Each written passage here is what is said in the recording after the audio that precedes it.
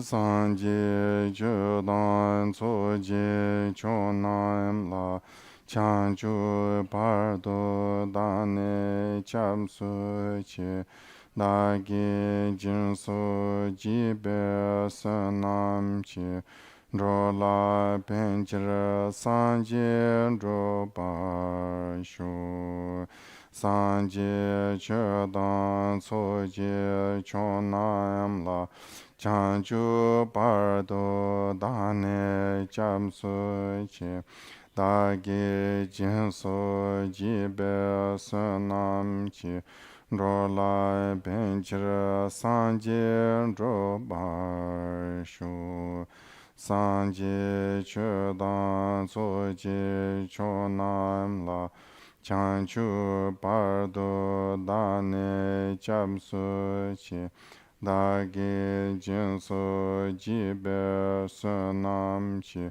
Drola Benchira Sanje Droba Shu Sim Jen Tam Che Dan Dewe Jodan Dembar Churchi Dungar Dan Dungar Che Jodan Chawar Churchi Dungar Mebe Dewa Tamba Ta Mendra War Churchi Niren Chadan Dan Charve Dan Yom Chembo La Nebar Churchi Semje Tamje Dewa Dan Deve Jodan Dembar Churchi Dungar Dan Dungar Che Jodan Chawar Churchi Dungar Mebe Dewa Tamba Ta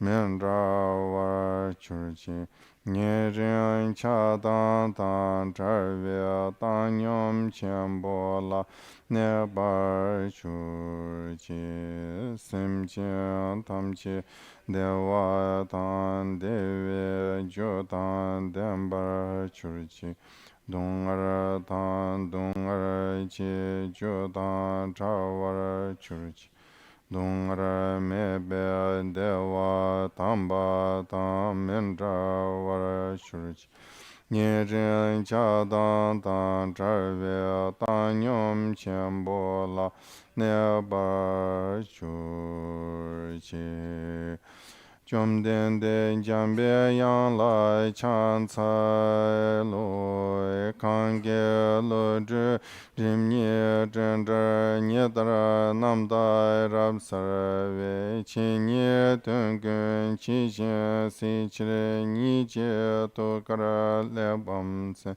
Kanda Si Be Zhen Ra Ma Ri Mun Doma Dong Ra Qi Sir Wei Zhou Tso Gun La Bu Jie Dar Se Nian La Zhu Jue Yang Den Song Zhu Dar Qie Zhou Niu Mo Ni Long Le Jie Jia Zhou Zhu Zi Jian Ma Ri Mun Se Dong Ra Niu Gu Qi Ni Jun Zi Ra Zhe Nam Dune Ta Jin Sa Ju Tar Sun Yun Den Lu Zo Yer Se Tu Wu Gu Ju Cha Ju Dan Ju Ni Jian Zhe Da Lu Mu Ser Jian Bei Yang Lai Du Zhe Den Ju Ji Qian Ra Wu Ser Qi Da Lu Den Mo Men Ba Rab Sar Ga Dan Den Ju Xiong Lu Dou Ba Ye Lu Zhi Bo Be Na Wa Zar Tu Su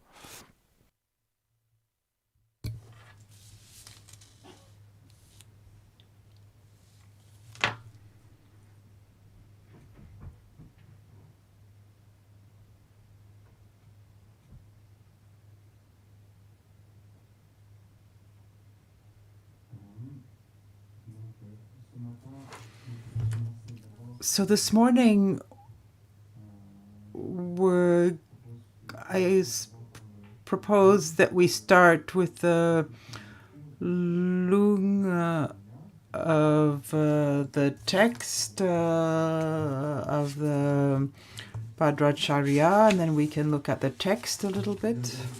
Badra Charya Prani Dana Ranja Pegedo Papa Sambo Chube Melam Chinjerbo Papa Jambra Shunur Churvala Chansalo Chinye Soda Chuju Jidana to some Sheba Mi Singa Kundaki Malute Datam Jela Lutanga Yatan Chajo Sambo Chube Melam Todaki Jarwatam Ji Jungum to Chingi Dunya Leraptiva Jarwakan Arab the Chansal Turjidana Dunya Sanjanam Sanjese Juna Shubada Tadar Chujin Yana Malu Bartam Jarwada Kamarma Tatan Hapa Missy Janson Yanji Yala Janso Dragon Jarwakan Jun Derab Jujin Devara Shebatam Jedaki the Medo Tambatan Watambadan Sinyanamda Chubatu Jodan Marmi Jodan Dubu Tamba Jarwa Tadala Nature Naza Tambanam Dantin Jodan Chime Maram Yambatan Kaba Chebra Bechukin Jarwa Tadala Yan Chevra Chabakanam La Meja Chevatada Jarwatam Jelayan Sambuchela Debet of Dagi Jarwakala Chanza Chevra Jachadantimu Wangan Lutangata Tijin Yiji Chantiva Dagi Jiba Chichiba Tadatam Jedaki Sosha Chuju Jarwakan Sanjay Ranjanam Dalodan Melop Dandrova Kunjesonam Kanla Yan Tada Kunji Jezo Dairan Kanam Chuju Dendramata Chanju Ramber Sanjay Majani Kumbo Tada Ketam Jela Kolana Meda Meber Korakar Yangenda Kanji Tadalan Drowakan La Binjin Devi Karbashinge Duni Shubra Yandaka Tamar Ramjosora Chanzravadan Chujin Shabada Jizu Yiran Kujin Sora Yegawa Chunsa Daki Chesabatam Jedaki Chanju Chirmo Debe Sanjanam Dan Chuju Yijid Tadakan Kanju Chavarjo Kanya Machin Tadaram Yorva Samzo Chanjo Rambra Sanji Chuju Kalishinam Chinyeba Tada Jajar Yonso Dabra Chanju Jama Chunji Jarva Dan Sanji Siji Rabdo Kamara Chuju Simja Kanam Chinyeba Tada Dado Neme Devrajo Rawa Kunji Chuja Tanam Jetambra Chujin Rawan Drobra Show Chanju Chavatana Daju Jin Rawa Kundo Chewa Tambra Josarab Kundo Cheva Chewa Natado Dane Rabdo Jumra Jarva Kunji Jenso Lobjer de Sambo Cheva Yonso Soji Jenso Trim Cheva Trime Yondaba Dado Manim Chime Chevra Jola Yegadan Lodan Nojin Getrubum Dada Mi Kanam Don Rawa Kunji Ragi Chesam Batam Chikedo Dagi Chuden Dot Tijan Parojin Larabzun the Janjusan Namyan Jemanjura de Bakanam Jabra that the Damalu Yonso Chamber Ledan Yamon Dujilanam the Trojin Jidan Rowan Namzun Chedar Bemochumi Chavashin and Danam Gratoba Metrachi Shingi Chondan Chonam Chesambra Nyanson Donga Rabdo Shivraji the Watalan Roa Kungujin Roa Tamjelane Pembrachi Chanju Java Yonso Soji Sim Jetan the Chodan Temperature Tambuchavatan Rabdunji Mahon Karbakundo Chavraji Daki Chodan Sombra Kanjavata Daneta Dobrojo Ludan Adam Tani Simji Janjava Dadam Malam Chido Jedala Pembra de Vetrovoda Sambocheva Rabdo Tombanam Tada Tanya Tado Trevor Show Tada Dania Namia Yimion Sanji Seji Korvia Gombanam Nuzumdado Dagi Jarvata Mahon Karbakundo Michurva Tada Lion Cheva Jaji Jarvanam Jetambi Chunzi Chanju Chavakundo Naurachi Sambocheva Nambra Jawayam Mahon Karbakundo Chevrachi Sebatam Jetoyan Korwana Sonam Yishatani Missy Yetavdan Sheriff Things and Namdata Yundin Kunji Missi Sutu Jitana Dunya Shinamji Shindersam Jimmy Sanjanam Sanji Seji Nashuvala Chanju Cheva Chujin Taurachi Tadrama Lutamji Yonsoyan Razum Janla Tusum Sini Sanji Jansu Shinam Janso Tang Karva Jansu Chujin Rabdu Ju Sungji Yan Jansu Dragi Jarwakuya Yala Namda Bandrova Kunji Samba Chishin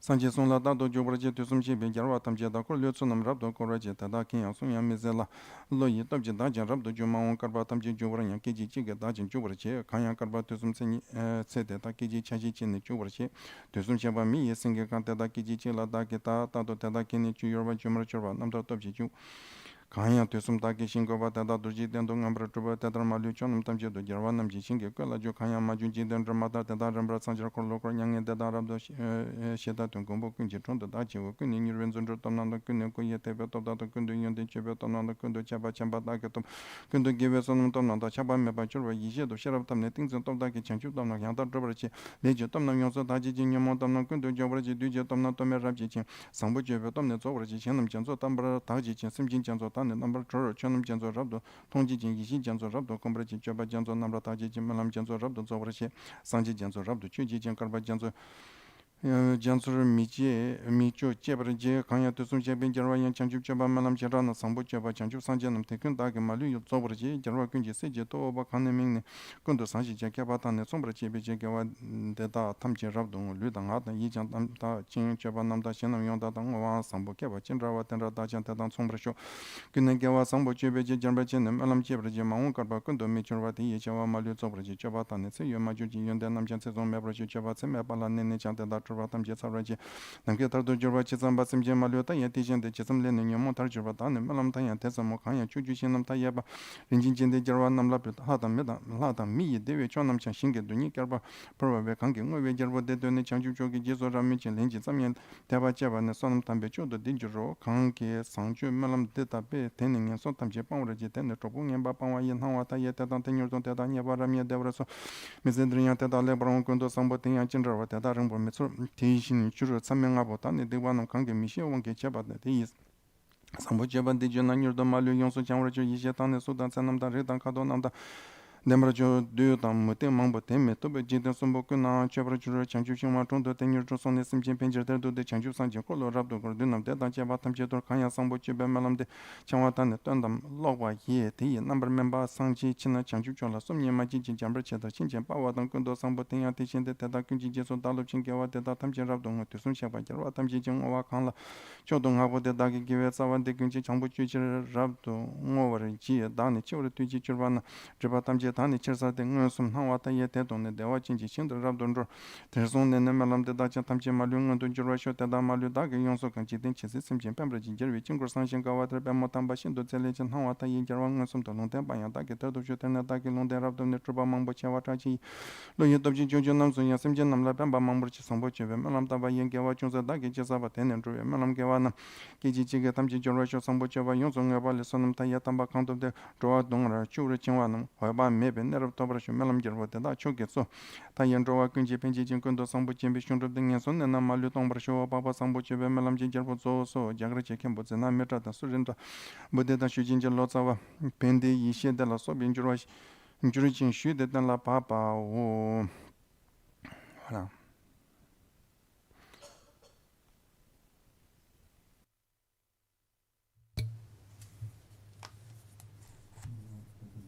So now you have the lung of the king of aspiration prayers. So now we can look at the text.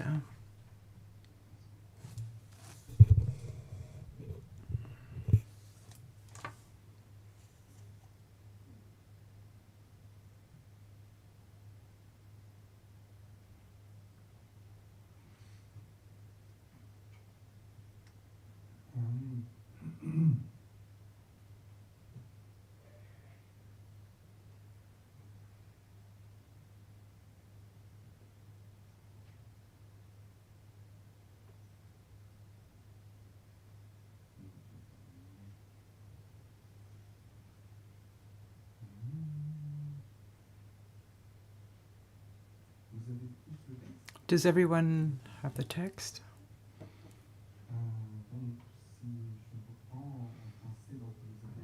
So there are several translations, and I think that the translation you're using is the translation that is in the Five Royal Sutras, in the booklet we have in French and in English. So there's a collection of short sutras that are known as the Five Royal Sutras.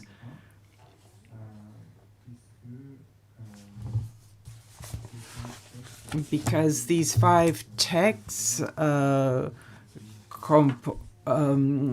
part of the compilation of the first king of Tibet. So they're the most summarized versions of the five important sutras of the Great Vehicle. These are five sutras that are regularly recited. And so now we can maybe go through the text. So it's in Sanskrit, Arya Bhadracharya Pranidhana Raja, Pangpo Sangpo Chupe Munlamgi Gyalpo. In English, the King of Aspiration Prayers, Sambo Chupa.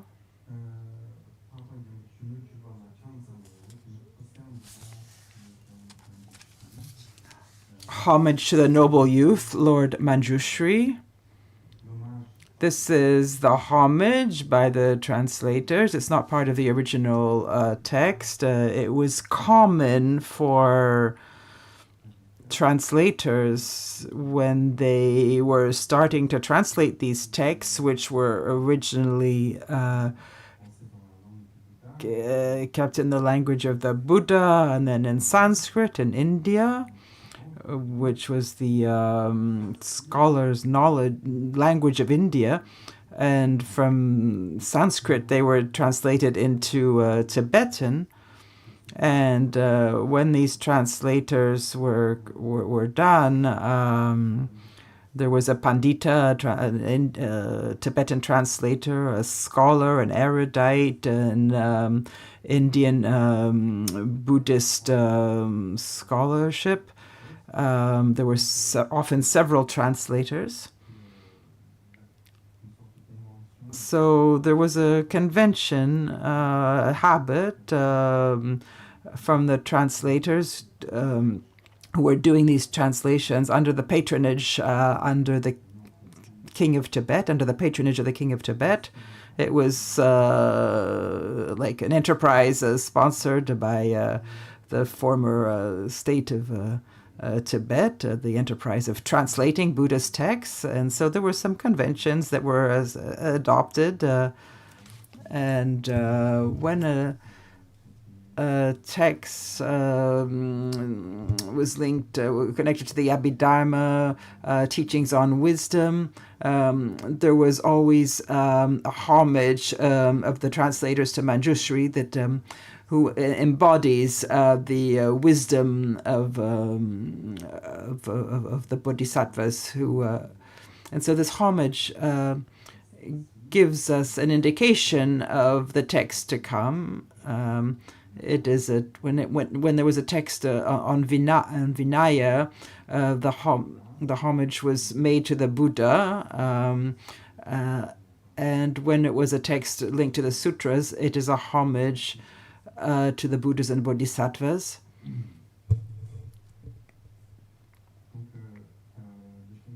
So the text begins, in all of the worlds and all directions reside the Tathagatas of past, present, and future.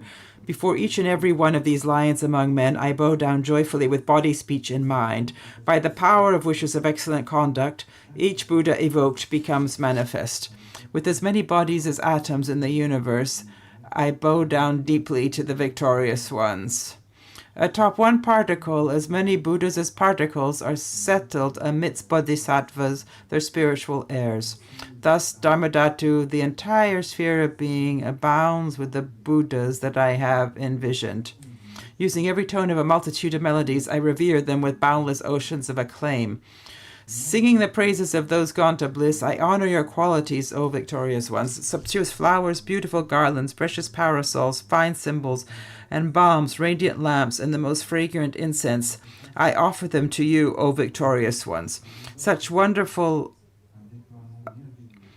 arrays, all perfectly presented, exquisite apparel and sweet-smelling perfume, jars of scented powder, piled high like a mountain, I offer them to you, O victorious ones. These vast and superlative offerings express my confidence, all of the Buddhas.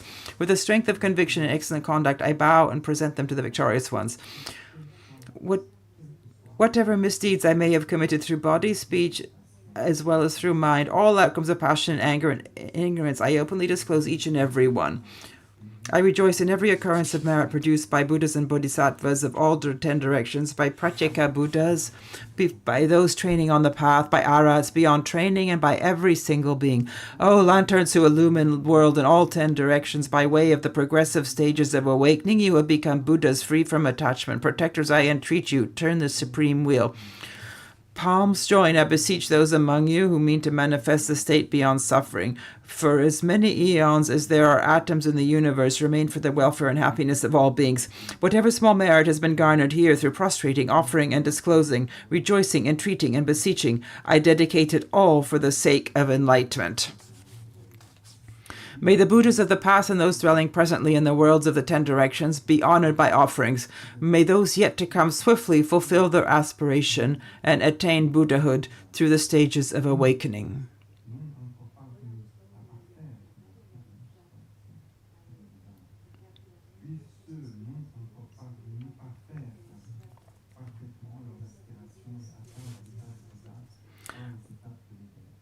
Wherever there are world systems in the 10 directions, may they in their great number become pure.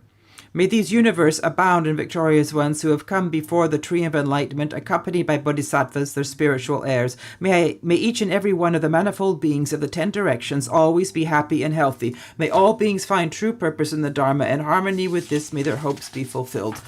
May I carry out many forms of enlightened conduct and remember past lives when experiencing each new one. During each successive death, transmigration, and rebirth, may I always embrace religious life and renounce.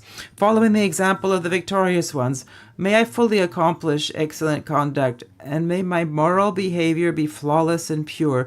May I conduct myself faultlessly in all situations. May I communicate the Buddha Dharma in every language known to sentient beings, the tongues of gods, nagas, yaksas, kumbhandas, and all languages spoken by humankind. May I apply myself to the transcendent qualities of the paramitas while never losing sight of awakening mind.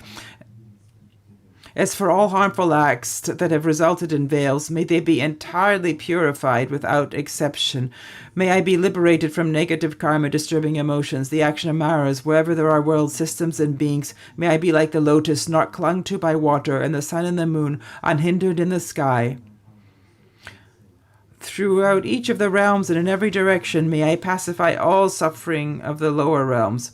May I establish all beings in happiness, and may I be of assistance to everyone. May I perfect the practice of enlightened conduct in accordance with the various lifestyles of beings. May I fully exemplify excellent conduct, and continue to do so during all future eons. May I always be accompanied by those friends whose practice and conduct resemble my own. With regard to our speech, body, and mind, may all of our actions and prayers be as one. Friends who wish to benefit me, those who teach the sublime conduct excellently, may I always encounter companions who exemplify excellent conduct and have my well-being at heart. May I never let these teachers down. May I always directly perceive the victorious ones, the protectors and their entourage of bodhisattvas. Throughout all future eons, may I never grow weary of honoring them with remarkably vast offerings. May I uphold the genuine Dharma of the Buddhas. May I make enlightened conduct fully manifest. May I be perfectly trained in excellent conduct, wholeheartedly continuing for eons to come through all my existences, be they within samsara. May I acquire inexhaustible merit and wisdom. May these become a never-ending treasure of qualities, methods, superior knowledge, samadhi, and liberation. Atop one particle there are as many realms as atoms. In each pure realm, more Buddhas that can be imagined and reside amidst bodhisattvas, their spiritual heirs. May I see them and emulate their enlightened activity. Likewise, in absolutely every direction within the space on the tip of one hair, there are oceans of Buddhas of past, present, and future, oceans of pure realms and oceans of eons. May I fully take part in this enlightened activity. The sound of one instance of the Buddha's speech with its ocean of qualities holds the pure range of harmonious expression of all victorious ones. It is the very melody of each being's understanding. May I always engage in the speech of the Buddhas. All victorious ones of past, present, and future fully turn the wheel of Dharma in a variety of ways. Through the power of mind, may I also participate in the boundless expression of their melodious speech. In a single instant, may I engage in all future eons that will be experienced. In just a split second, may I take part in any and all of the eons of the 3 times. In the space of a single moment, may I behold all lions among men of past, present, and future. May I continually engage in their field of experience through the power of illusion like spiritual liberation.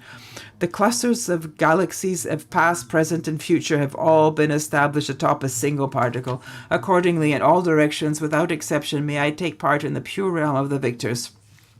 The lanterns of the world who have yet to come will, by stages, become fully enlightened, turn the wheel of the Dharma, and demonstrate the state beyond suffering, ultimate peace. May I be in the presence of all those protectors, by virtue of the powers of miraculous swiftness, the powers of the manifold approaches of jhanas, the powers of practice endowed with all qualities, the powers of omnipresent loving kindness, the powers of perfectly virtuous goodness, the powers of unbound timeless wisdom, the powers of knowledge, means, and deep meditation. May I truly achieve the many powers of awakening. May I completely purify the powers of karma, fully defeat the powers of the afflictions, utterly disable the powers of the maras, and bring the power of excellent conduct to perfection. May I totally purify oceans of realms, entirely liberate oceans of beings, clearly behold oceans of dharma, wholly integrate oceans of wisdom, patiently clarify oceans of conduct, perfectly fulfill oceans of aspirations, honor oceans of Buddhas with my offerings, and practice tirelessly during oceans of eons. Once have I awakened and attained Buddhahood by means of the practice of excellent conduct, may I fulfill all special wishes of enlightened conduct expressed by victorious ones of past, present, and future.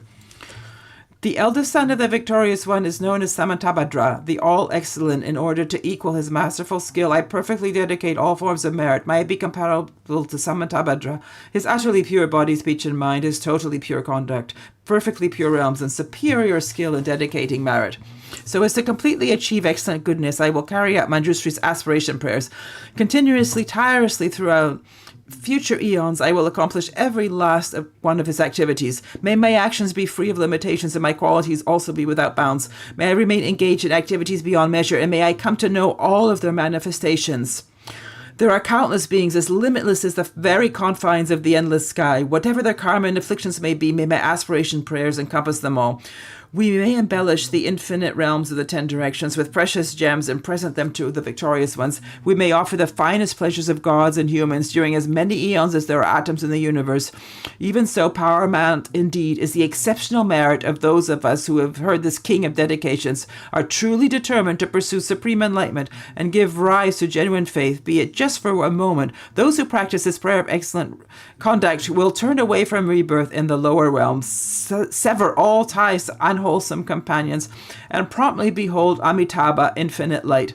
They will be perfectly comfortable and lead happy lives in this lifetime as well. Comfort and happiness will reign.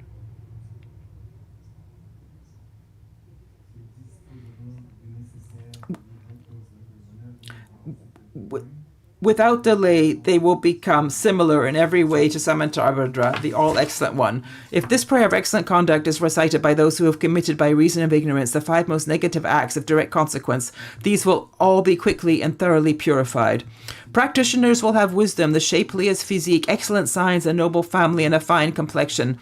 The many Maras and heretics will be powerless against them, and they will be honored with offerings throughout the 3 worlds. They will go quickly before the great Bodhi tree and settle there for the benefit of sentient beings. As awakened Buddhas, they will turn the wheel of Dharma, prevailing against all of the Maras and their legions.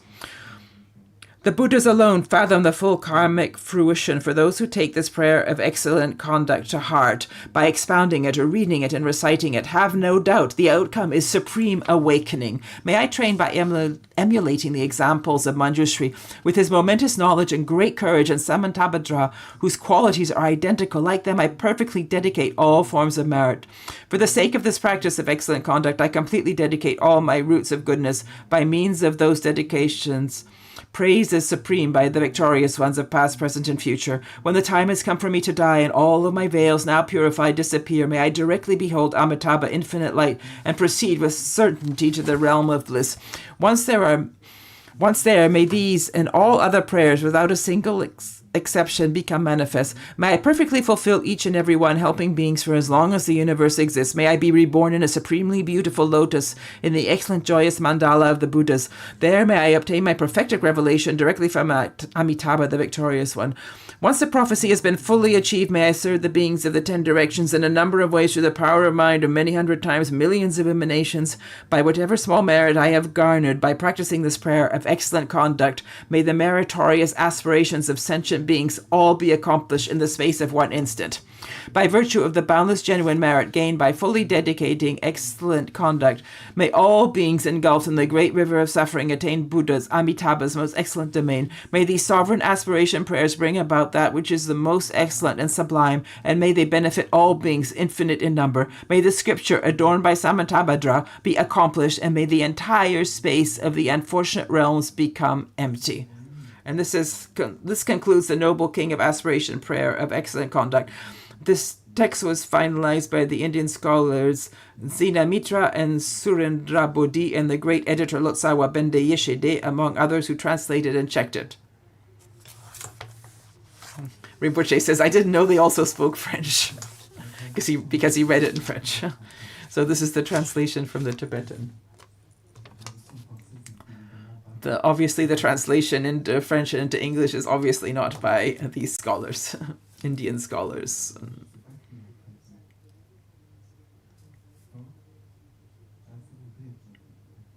Well, the French is translated by Audrey. The English translation that was just read is under the guidance of Kunsik Shamar Rinpoche by Pamela Gale White.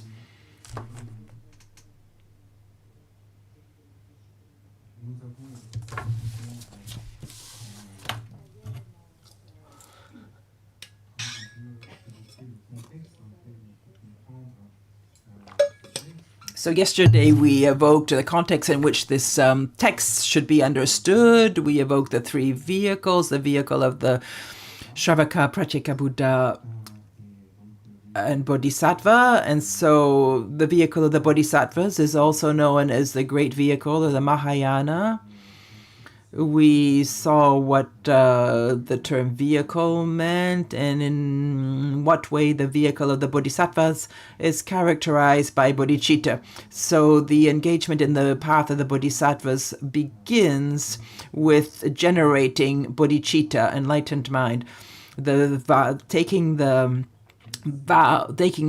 vows of bodhisattva. And if we can authentically generate bodhicitta, then we can really enter into the great vehicle. And the finality of the great vehicle, of the path of the great vehicle, is to reach complete and perfect enlightenment. And so this complete and perfect enlightenment, also designated as an enlightenment that is not limited to nirvana, nor exclusively nirvana, nor exclusively samsara. It is a perfect enlightenment that actualizes the qualities of the nirvana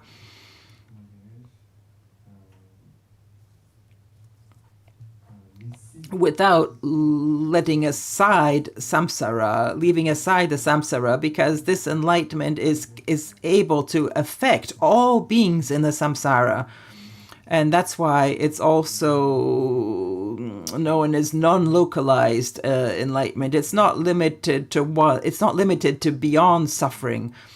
It includes an extremely important activity to help sentient beings.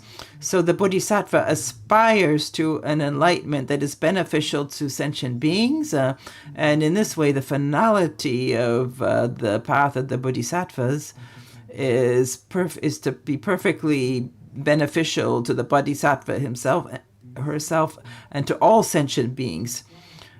And what the Bodhisattva leans on to achieve, to actualize enlightenment, are also excellent and beneficial for the practitioner and for other sentient beings. And in the same way, the intention, the motivation is of the Bodhisattva is free from all personal interest. So from beginning to middle to end, the vehicle is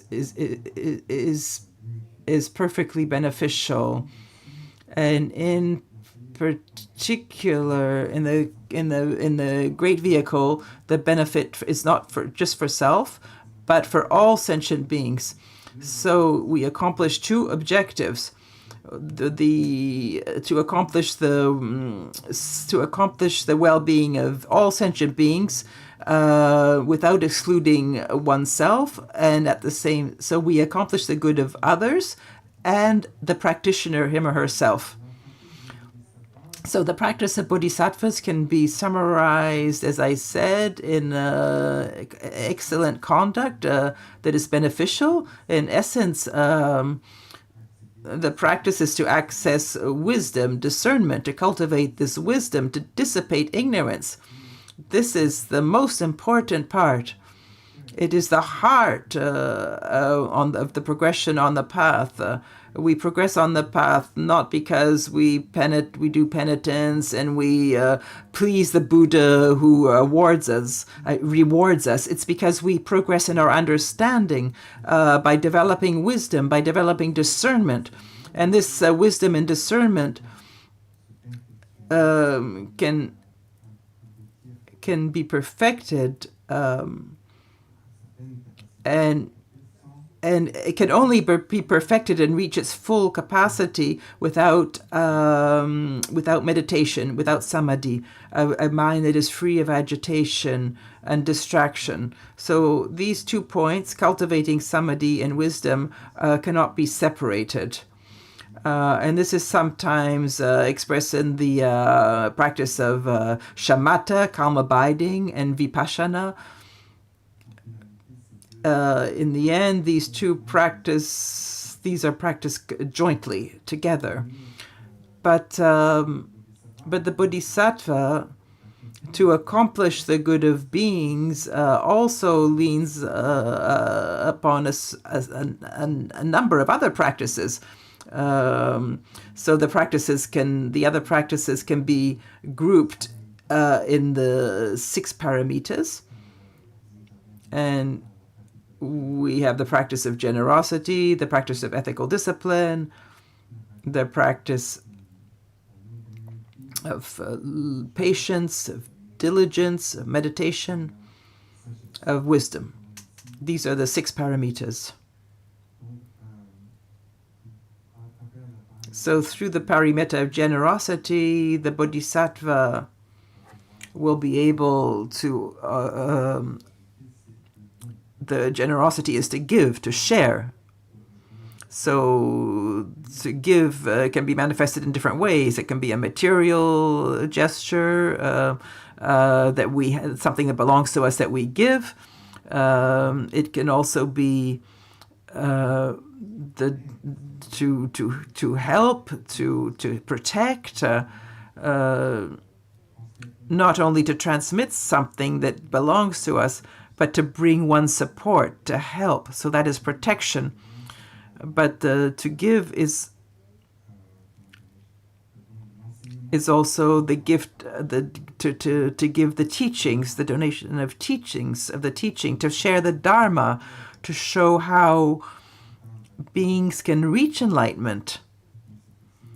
It is also the attitude of the bodhisattva, his loving kindness, his goodness. These are all expressions of generosity. It is the natural expression of bodhicitta. Yesterday, we saw how when we actually manage to succeed in generating bodhicitta, in bodhicitta there is no afflictions, there is no pride. It doesn't mean to say that once you've taken the vows of bodhisattvas, you'll be free of all afflictions, and that you're a bodhisattva, and you're an aspiring bodhisattva. We have our tendencies, the force of our tendencies.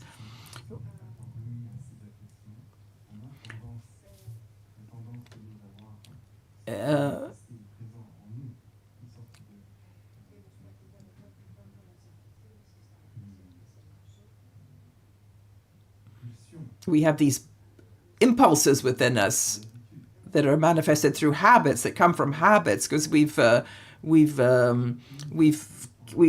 kept these habits, these tendencies through our concepts and through our afflictions, and the root of all this is the grasping of self. And the aim of the bodhisattva is to express our true reality, that does not have this, no longer grasp self, because we cannot find this self, so we cannot grasp it. So the more we examine and that we can't find it, we see that it's just our grasping. Our grasping is a fiction. So without being in this attitude, the best way to approach this is to generate bodhicitta. If there's no attachment to self, there is no attachment to mind. What stops us from being generous? It's the attachment to what belongs to me, to mine. And what does that come from? It comes from the belief in self, in I, the grasping of I that comes in the belief in the I.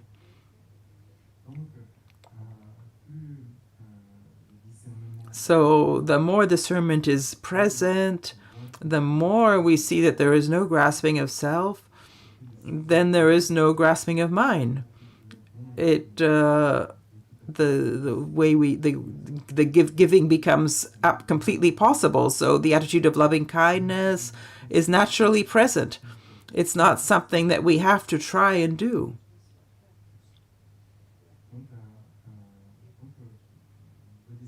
So the beginner bodhisattva first has to really generate bodhicitta, veritably generate bodhicitta, and then has to assure him or herself not to lose bodhicitta. And so that's why it's important to follow the precepts of the bodhisattva. There are instructions with regards to conduct, in particular, the conduct to avoid, mental conduct to avoid, the thoughts that turn us away from bodhicitta. For example, cultivating selfish thoughts, and being resentful, seeing the bad side of beings. So what happens then? We go right into we nourish our afflictions. So that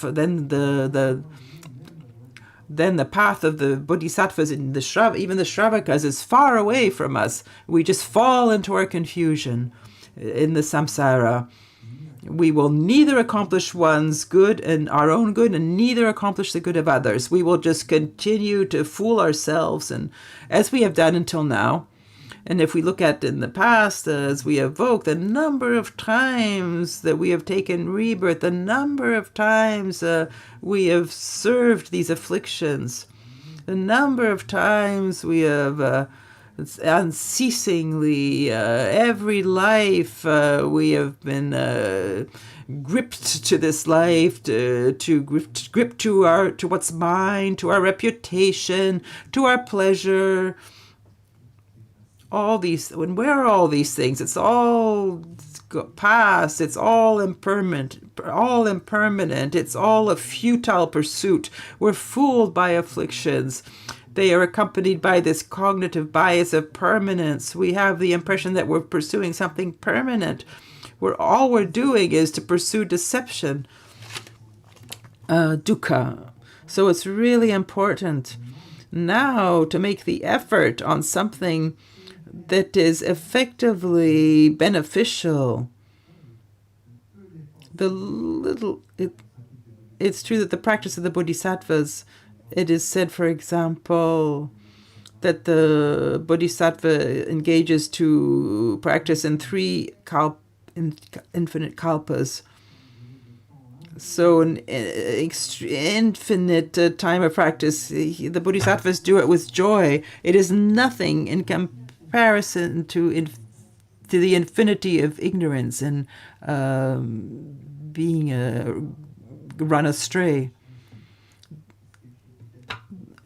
There's the infinitely big is something inconceivable. It never stops. Ignorance never extinguishes itself in and of itself. It is always. We can become discouraged. Sometimes I hear practitioners say, "Oh, it's so long. It's a." We might have the impression that there is discouragement, but this effort is nothing. I mean, everyone makes efforts. Look at around you. Look at the effort of animals, of insects, bees, just to see their honey being stolen. They don't just sit around for one instant. They have no retirement. They have no social security, health insurance. They make efforts from morning to night. Around us, look at around us. Look at all the people working, a fisherman, a farmer, a mason, a business person, a driver, a doctor, someone who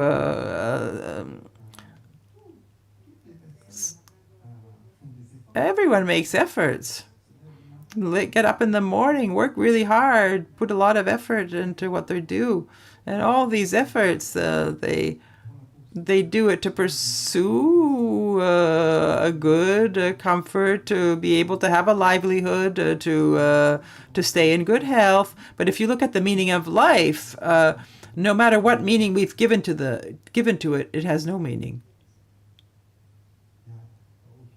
In the end, there's nothing left. In the end, there's nothing left. Sometimes we look and it's tough. We say, oh, if I could only stay on vacation. But vacation can be a pain as well.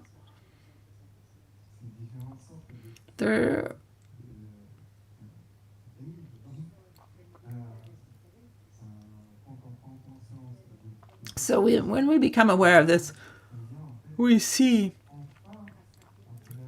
through the path of the bodhisattvas, at last we have found an effort that will never be in vain. Have you ever found something that's like that? It's nearly impossible. You can think of all types of life choices, of activities.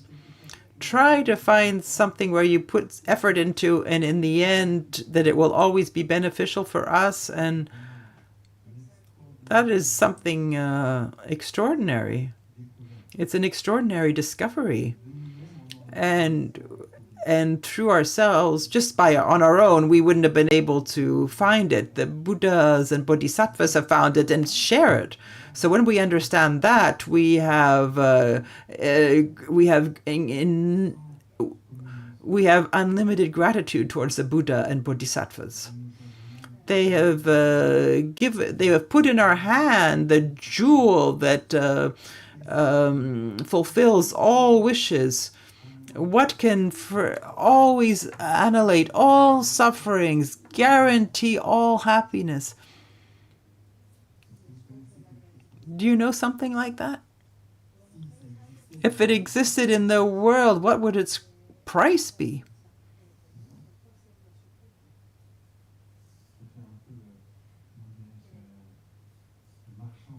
I'm kind of being the tradesman here.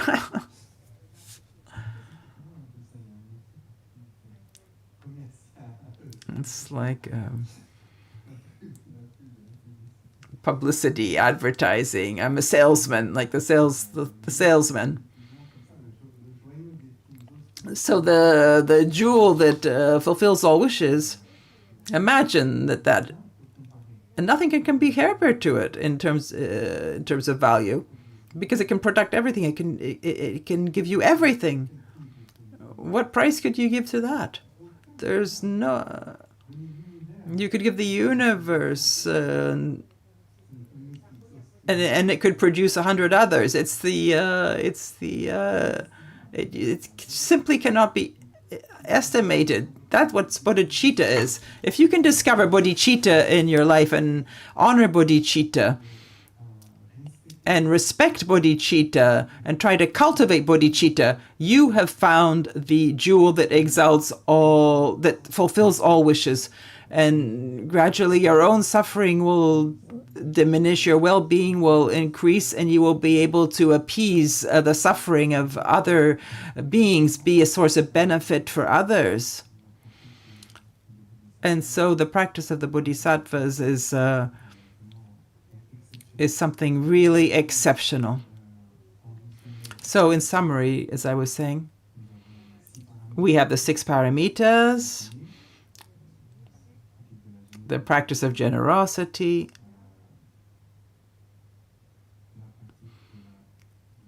the practice of discipline, ethical discipline, sutrim, shila,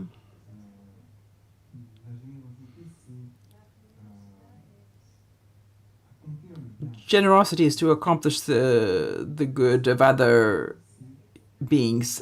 Ethical discipline is to try to avoid, is trying not to harm other sentient beings. So it is to avoid harmful acts towards others and oneself. But on this basis, on the basis of this ethical discipline to accomplish the good, the well-being, the good of others. And this, of course, is more expressed through generosity. But there are qualities that are associated. They reinforce, these qualities reinforce each other. So how can we be generous without ethical discipline? Because if you start by giving poison and weapons, well, people will say, well, that's a donation, but it's something that you've given without ethics. It's something that will harm, that will hurt other sentient beings. Of course, states do a lot of these kinds of offerings. They give weapons to other states, but what's the purpose going to be? It's going to harm other people, potentially harm other people, other beings. So the practice of the 6 paramitas are often presented in an order that's from the easiest to the more difficult. So generosity is presented first. Offering, charity, offerings are commonly practiced in all cultures. But there is a way of cultivating it in a deeper way, and this by associating it with ethics. So that's a little harder to accomplish, not to harm other beings. So the next paramita is translated as patience. Supa, Shanti. So why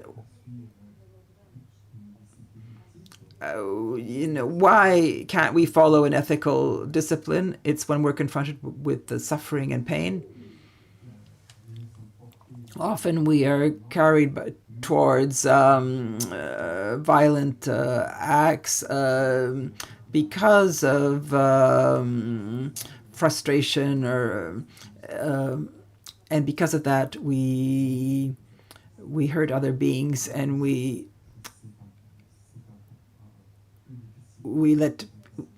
leave behind our ethical discipline. So beyond our physical and verbal behavior, we turn towards the attitude of mind. In terms of the behavior of our mind, it's important to feel serenity, no matter what the pain, the difficulty, the injustice that we might be faced with. Whatever someone does to us, this is already part of ethical discipline. For example, when someone insults us, not insult in return. When someone hits me, not to hit in return. When someone makes fun of me, not to make fun in return. So it's important to cut the cycle of violence. Often we feel that we're a victim and that we have to adopt violence. But when we adopt violence, we perpetuate violence. We don't cut short the continuum of violence, and so suffering increases. Well, generations of vendettas, vengeance, hatred that exists.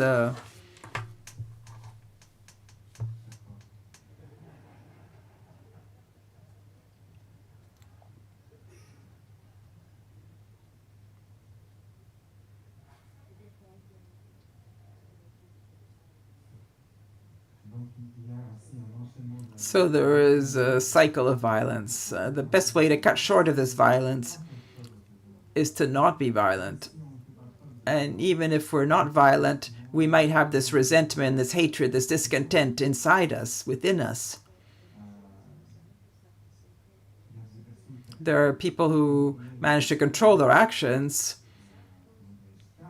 calm, but they don't abandon resentment within themselves. And hatred, there's hatred that's still there. So here it's not just a matter of appearance, of being serene and calm. It's within oneself, at the heart of us, at the bottom of us. There's no resentment, no rancor. So in the face of others' violence, but also in the face of accidents, in the face of suffering, in the face of difficulties we can encounter when we try to help others, when we try to meditate, when we try to learn, when we try to study, we can feel discouraged and not be happy with oneself, be unhappy with situations.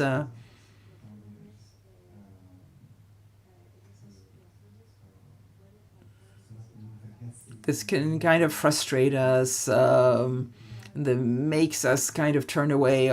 We turn away because we say it's too complicated. So part of patience is the capacity to endure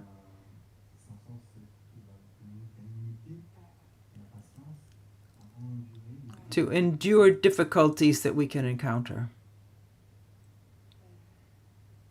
That's more the meaning. Endure what is rough, tough. Endure doesn't mean it doesn't mean to say that we keep the resentment in us. It's enduring. There's no resentment. It's to accept, and we work with it. We invite difficulty sometimes. We're actually glad that there's difficulty because difficulty can help us to increase our qualities. Doesn't mean to say that you're deliberately, as beginners, look for difficulties or hardship. But for example, in our way of practice, if we're loving and compassionate,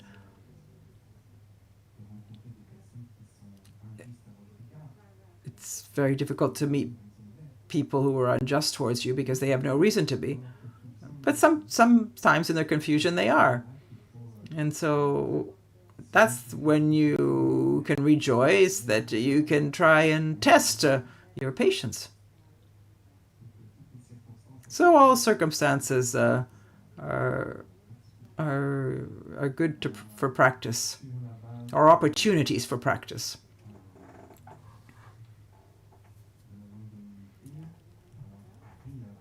Then there is diligence.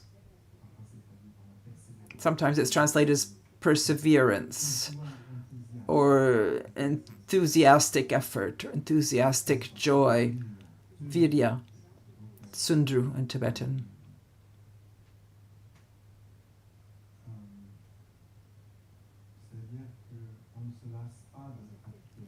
We just never tire of practicing Dharma. That's what it means. If something gets on our nerves and we find it difficult, and we can't put up with the helping others, we tire of it. We'll turn away from it. So the bodhisattva towards virtue is insatiable. The bodhisattvas never tire of practicing virtue. The bodhisattvas are insatiable because bodhisattvas can accept all difficult situations.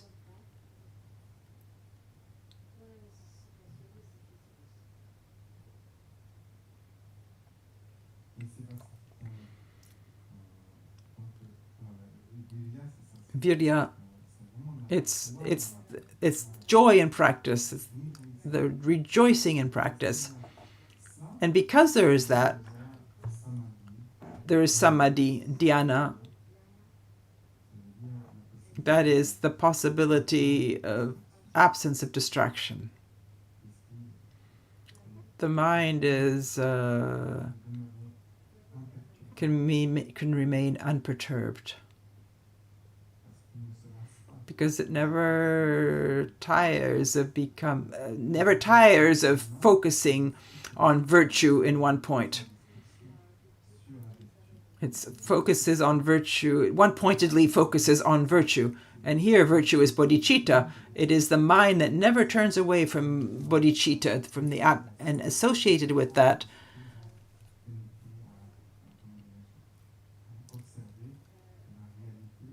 allows the mind to observe the ultimate reality of phenomena, and that is wisdom. So a mind that never turns away from bodhicitta, then the ultimate reality of mind becomes manifest. So, and that's in that way they're connected.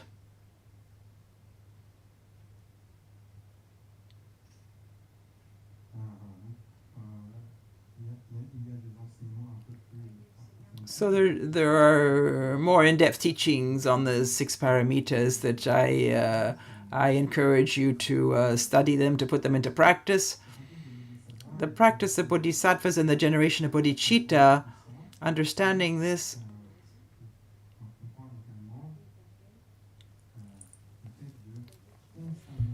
and constantly keep bodhicitta in one's mind. Never forget it. Bodhicitta is not one day where we take the bodhisattva vows and then we forget them. Have some of you taken the bodhisattva vows?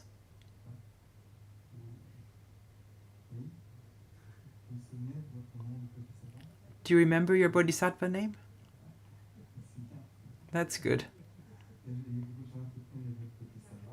Many people take the bodhisattva vows. They don't remember, actually. So they don't take it seriously.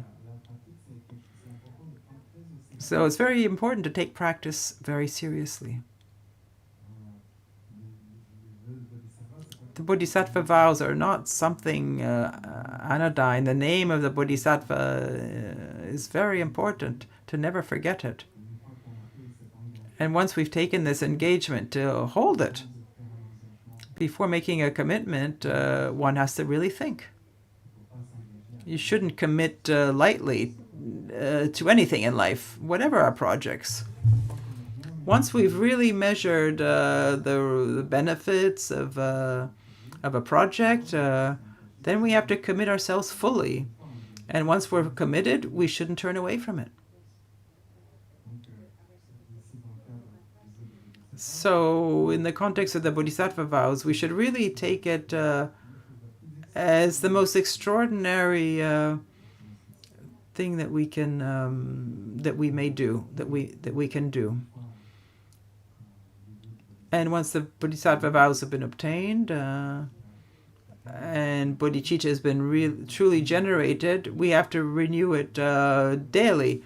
The vows, the bodhisattva vows, we renew morning and night, every day, at least twice, if not more.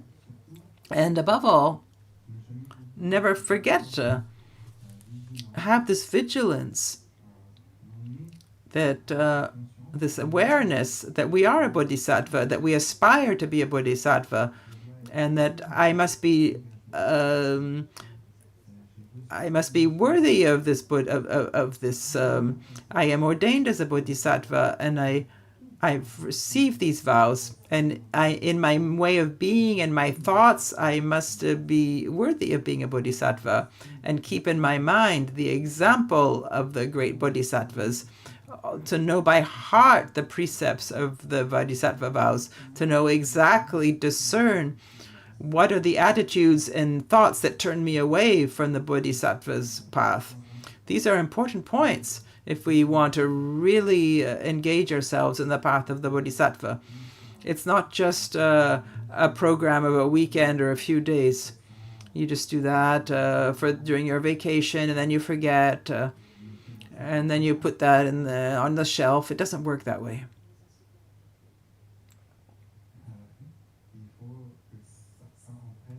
It really had to impregnate your daily life. It doesn't mean to say you can be perfect immediately. You are who you are, and you have to accept oneself as one is. and you have to see your good sides, but you also have to recognize your faults. And it's not a problem, because in the end, my mind is not different from that of a Buddha, and thus enlightenment is something that I am capable of. If today Buddhas are enlightened and I am not, it's because Buddhas were persevered and I am lazy. Buddhas had opportunities, but I have the same opportunities. So in that, I have as much chance as them. But once we've obtained this chance, this luck, and that we let it go,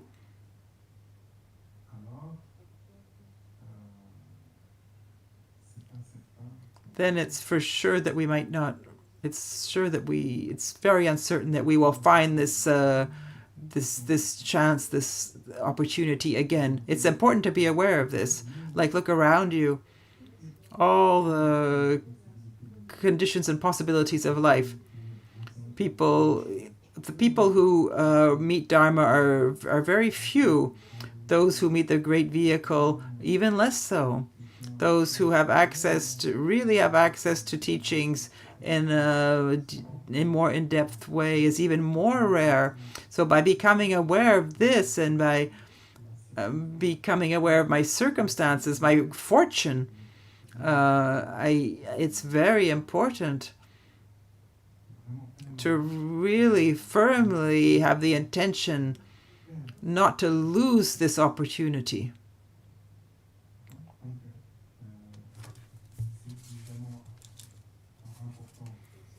So it's important for us to study, of course, to understand what are the precepts of the bodhisattva vows, how do we practice as a bodhisattva, how to integrate our daily lives, how to integrate this in our daily life, the practice of the bodhisattvas. So the very first thing, the most important thing, is to remember, the constant remembrance of bodhicitta. We were introduced to the non-existence of the self. For now, maybe it's something you've just heard. You shouldn't accept it just at face value. You have to examine it yourself, and you will come to the same conclusion. And if you've come to the same conclusion, and you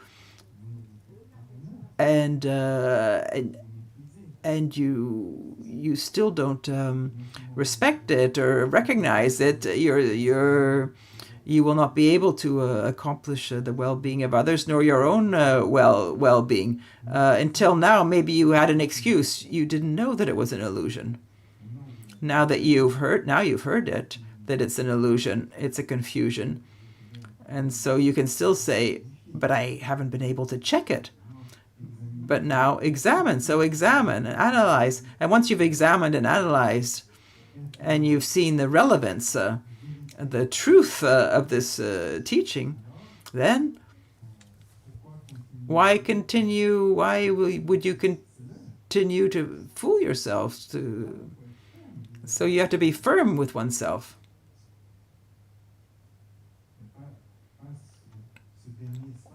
Not to lock oneself in. There is no God, no demon that obliges you to believe in the I, in the self, and to oblige you to follow anger, to follow desire, to follow hatred. All these afflictions that are by nature harmful. They don't have any inherent existence or entity. It's not like in cartoons, like little devils that appear in your mind and oblige you to be mean. They are there only because of our own weakness, by our own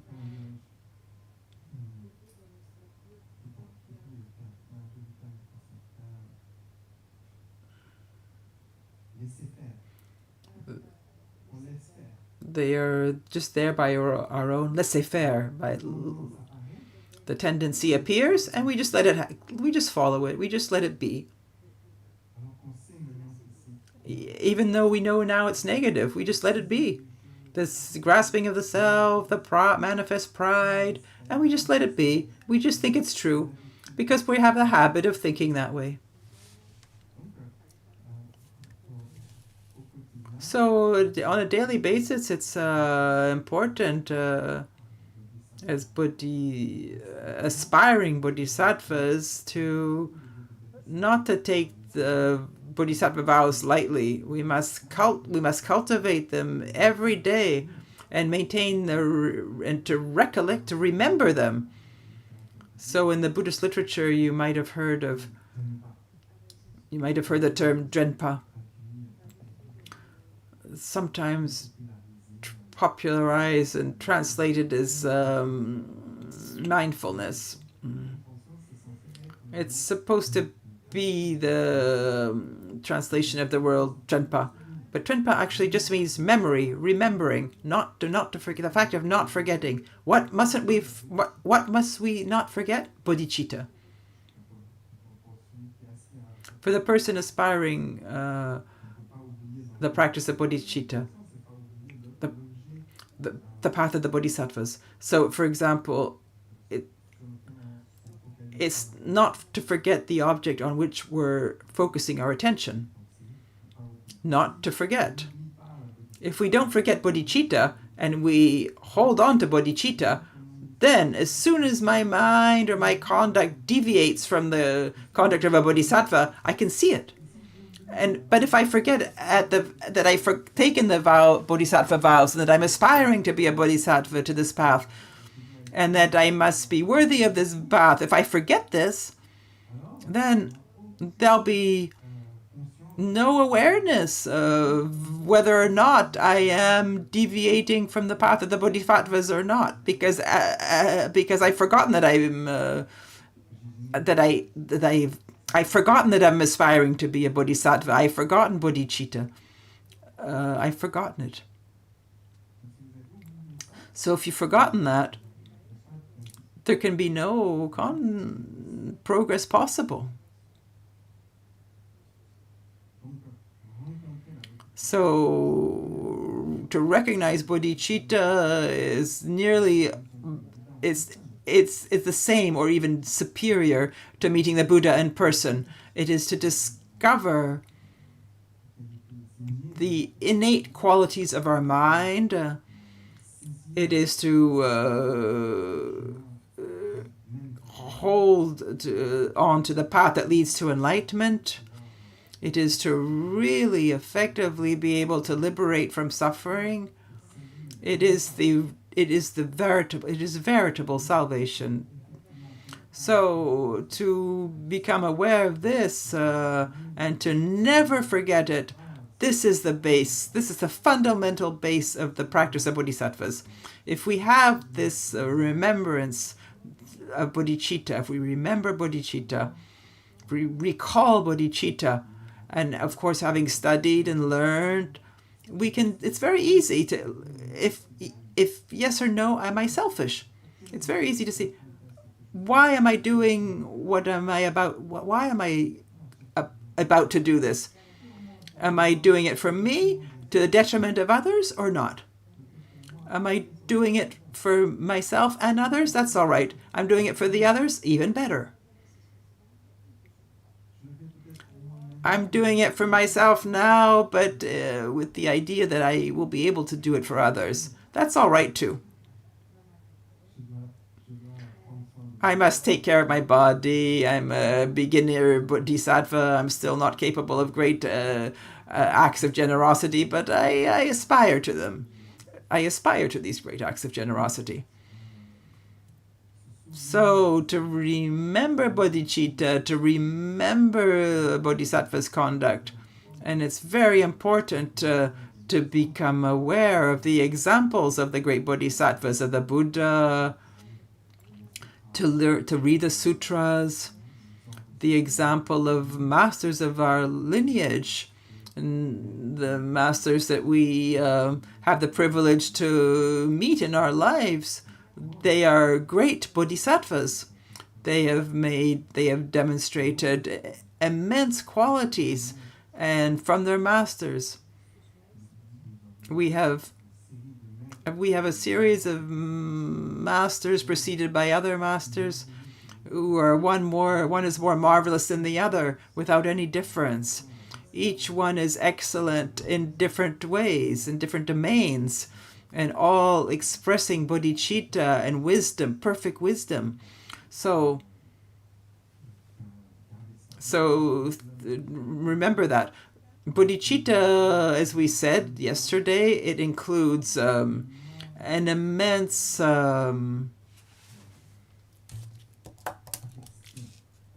affection towards all sentient beings without exception. Wanting their good, wanting that they be free from suffering. This is infinite affection towards all human beings, all sentient beings without exceptions. This is one aspect of bodhicitta.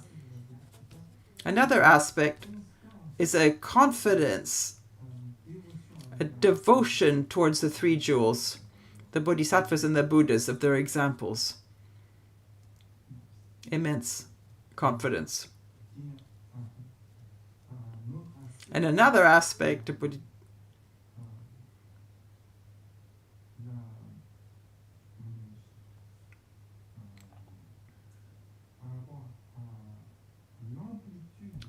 in terms of the amplitude of the immensity of the actions of the bodhisattva to work for the benefit of all, act for the benefit of all beings, a very firm will to engage in an activity for all sentient beings without exception,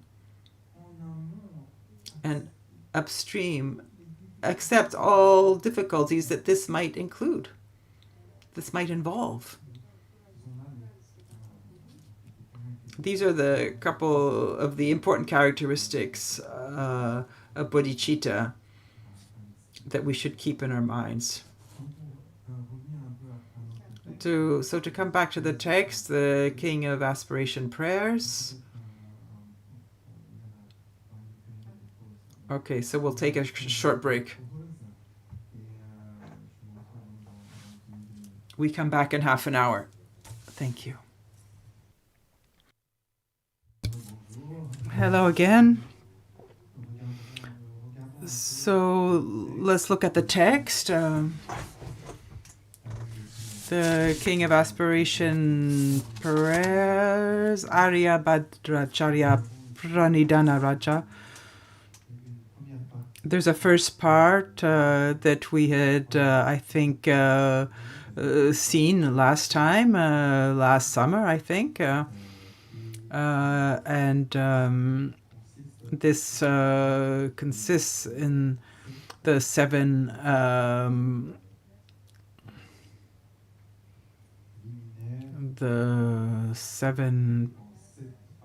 the practice in 7 branches. So in general, when we do a practice of dedicating merits, we often recite this text. So here, it's a form of meditation that is leans on reading. We read the text, and as we read the text, we don't become distracted and thinking about other things. We focus on the text. We just focus on the text without being distracted. And we try to visualize in our minds everything that is mentioned in the text at the same time as we read it. And so here there's a first part. It speaks about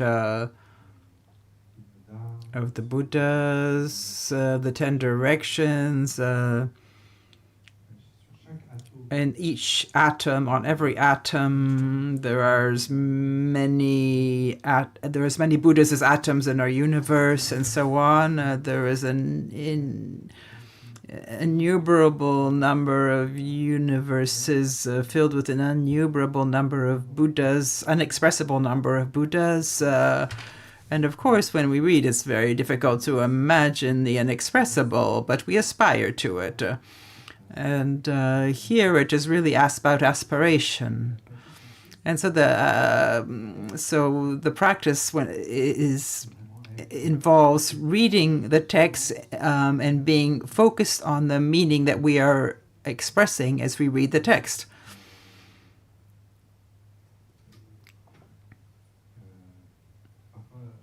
Sometimes I hear Westerners,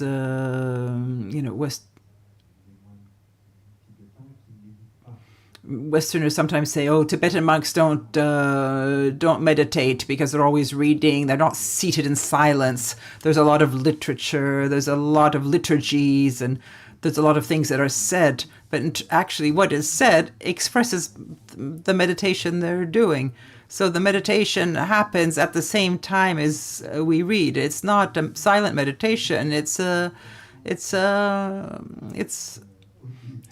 audible meditation." So if you listen well, you will know what the practitioner is meditating about. So you can just listen and try to accompany what is said. So in that way, it's like a guided meditation. As the reading guides the practice, it doesn't replace the practice. If you just read and you're distracted, then you're not doing the practice. If you're just repeating like a silly parrot, so the reading guides the practice of meditation. It's by when we read, we try to accomplish the meditation that is described, to hold the thoughts and reflections that are expressed. It's the same thing. In the morning before the session, we do the refuge prayer accompanied by generation of bodhicitta. If you say in Tibetan about thinking about other things without really generating bodhicitta, it's just words, sounds that you don't understand because you're saying them in Tibetan. But when you say it, the reading is the guide. And what we're saying, we have to think it. We have to feel it. We have to really see it. From this moment, I take refuge in the three jewels. Through the merits, may I accomplish the well-being of all sentient beings. So what I'm saying, I have to think it. I have to really want it. So the reading is like a guide. So it's the same like when we do the four unlimiteds. When we wish that all beings know happiness and the causes of happiness. This is what we want. We want to.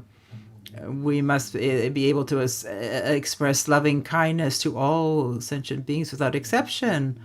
So the reading is like a guide here. It's traditional in reading this prayer, this King of Aspiration prayers. It's often read in conclusion. It can be a practice that we do in of itself, a full practice. It doesn't have to be with something else. But sometimes it's done at the end of other practices. It's like often in the context of Vajrayana Buddhism, there's often a sadhana, and then at the end of the sadhana, we'll recite the sutra. But we can recite the sutra alone. Both are possible. So the first part of the sutra presents the seven practices, seven branches. The practice in seven parts, or seven consecutive practices that are practices as a whole. The first is expressed. We express respect or admiration towards the three jewels. It implies to have in our minds the qualities of the three jewels, the qualities of the Buddhas and the bodhisattvas. So we have we mentioned the incomparable offering that the Buddha and bodhisattvas give us through their teachings. It's as if they plant in us the jewel that fulfills all wishes and shows us how to definitively end suffering and deception and how to reach a temporary and ultimate well-being. There cannot be any superior offering that anyone can give to us. So when we realize this, we have this gratitude towards the Buddhas and bodhisattvas. This gratitude will be immense when we realize this. And how can they give us this, make this offering? It's the more I know about Dharma, the more I see that the teaching is true, that is beneficial. I can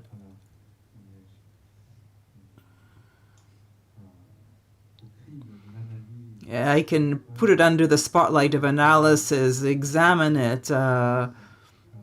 I will always be able to establish the veracity, the relevance of the teaching of the Buddha. And so I see that it is a teaching that is true and that is fundamentally beneficial, that leads me to no mistake, to no confusion, no disbelief, misbelief. And how can a being transmit this teaching? I can see through the teaching, seeing the truth of the teaching, I can deduce that the teacher, the one who teaches, the Buddha, I have no way of checking if he's enlightened or not, but through his teaching, I can deduce that he must be enlightened, because if he was not enlightened, he would not be able to teach, to give us such a teaching. The teaching of the Buddha is without equal in the world. It is a teaching that is completely unique, and this teaching is fundamentally, this truth teaching is fundamentally beneficial. And then when we see this, we feel a true devotion, a real devotion to the Buddha. And it is first and foremost this devotion that we try to express, and not just towards the historical Buddha, the historic Buddha alone, but the historic Buddha is a witness to the possibility of enlightenment. It is something that all sentient beings can express. So in the Great Vehicle, it is mentioned that the manifestations of the historic Buddha have been perceived in other worlds than ours, simultaneously with the presence in this world. The Buddha was taught in many other worlds. There was not just the historic Buddha. There were many other Buddhas of the past and the present that are manifest for the good of others, for the well-being of others. So I turn towards all the enlightened. I turn towards the enlightened, all the enlightened in their ensemble. And so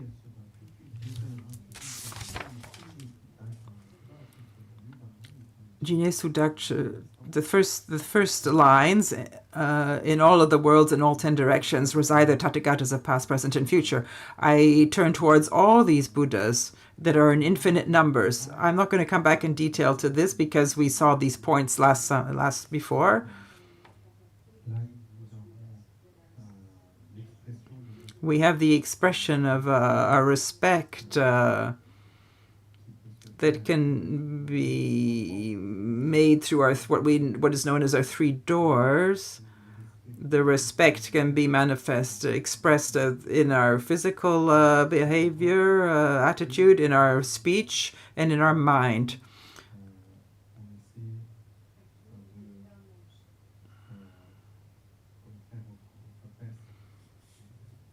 So we express this deference, this respect through body, speech, and mind.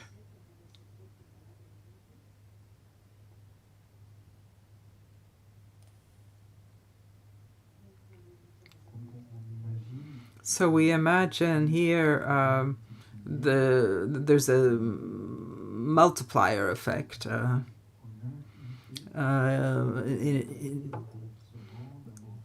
To be able to mentally be close to all Buddhas. And we imagine that we're prostrating in front before all these Buddhas. So the description here is quite extraordinary. It's hard to really imagine that on maybe we can imagine just that in our universe, there's our planet, there are other planets far, far, far away. Maybe there are Buddhas on these planets. Sometimes we feel a little alone when we look at contemporary interpretations of the universe. We feel very, very far from other planets, but we don't know the limits of space. It's infinite. So something that might seem very far may not be as far as that. Something that might seem very long in time maybe isn't.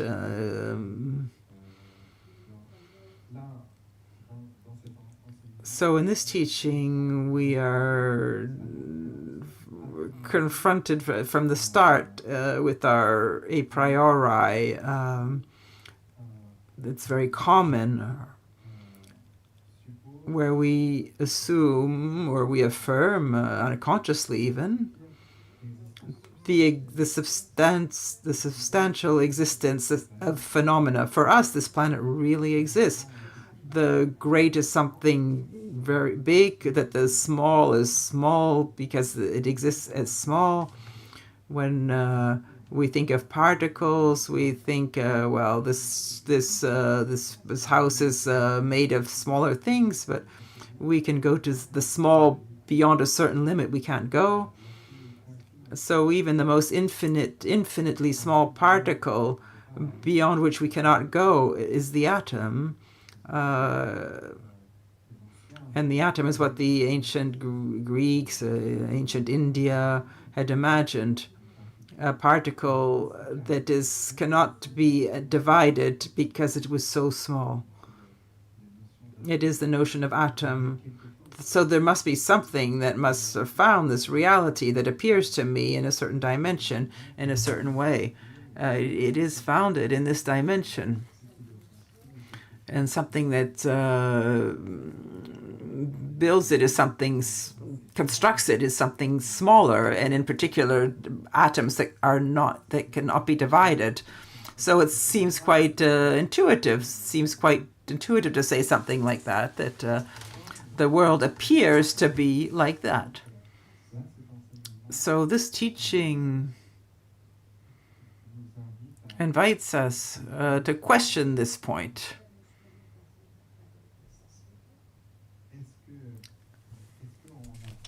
Have we really found a particle that cannot be divided, that cannot be, even in science today, we cannot really affirm an atom that is infinite, is so small that cannot be divided. We tend to talk about energy we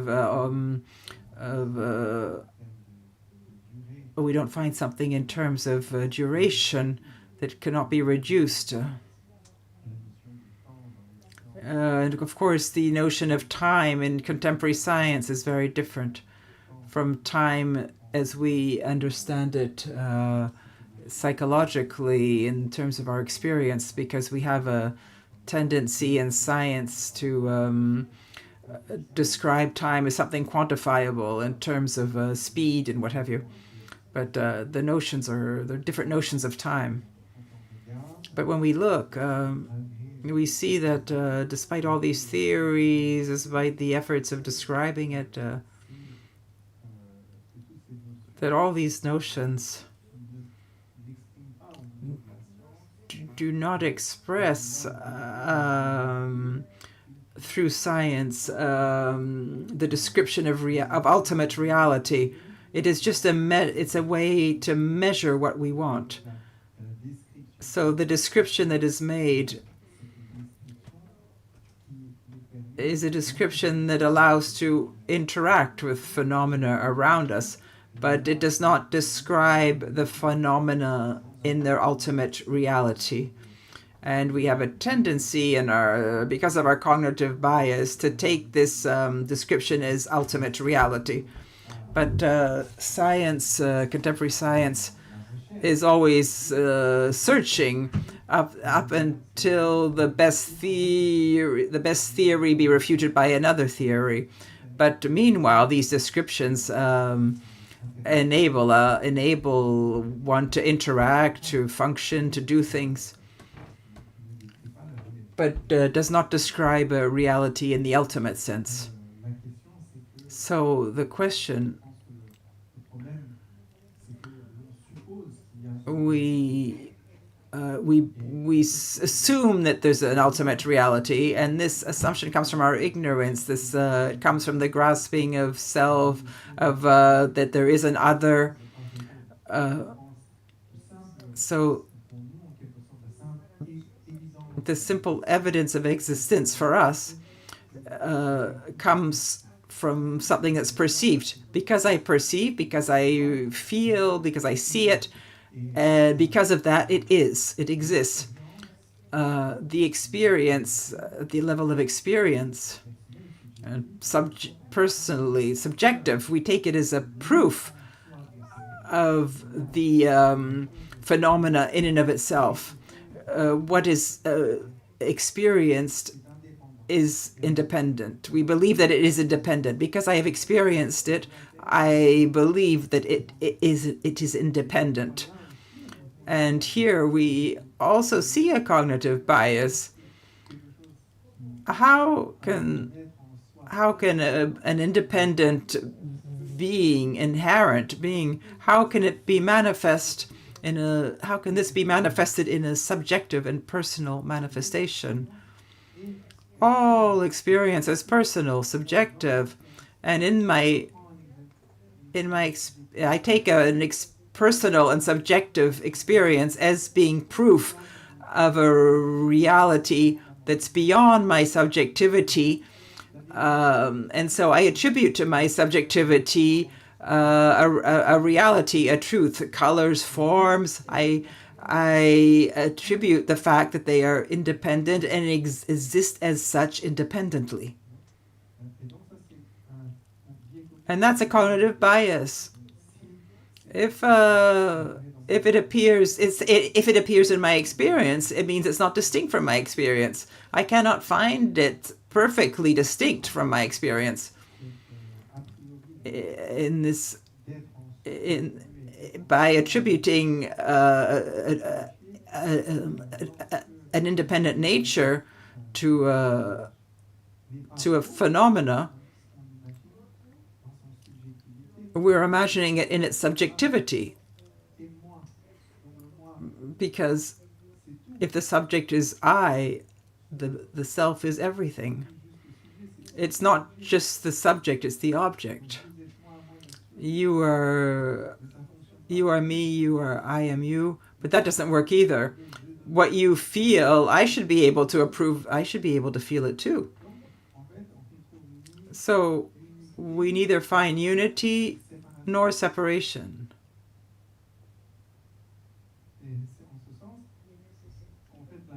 And in this way, reality is effectively devoid of an inherent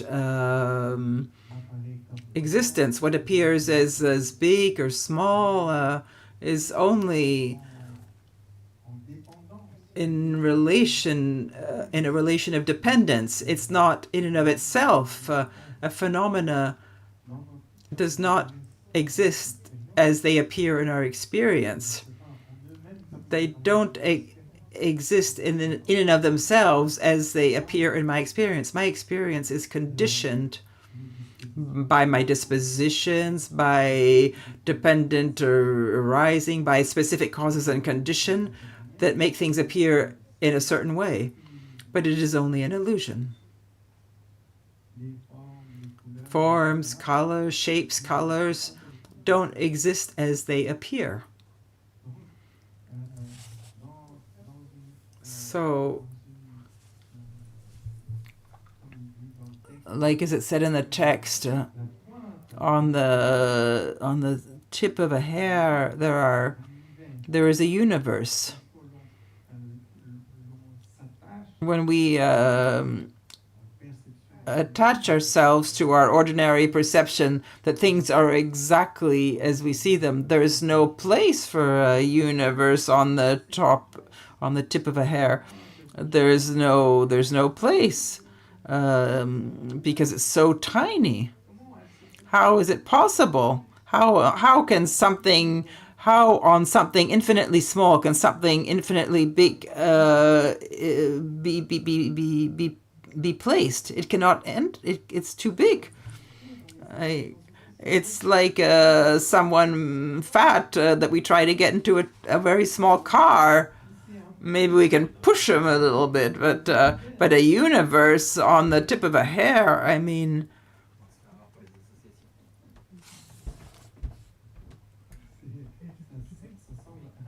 it seems impossible.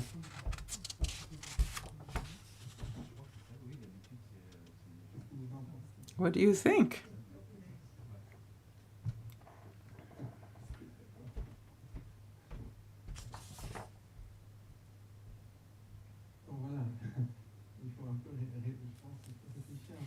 So we have to think a little on this point.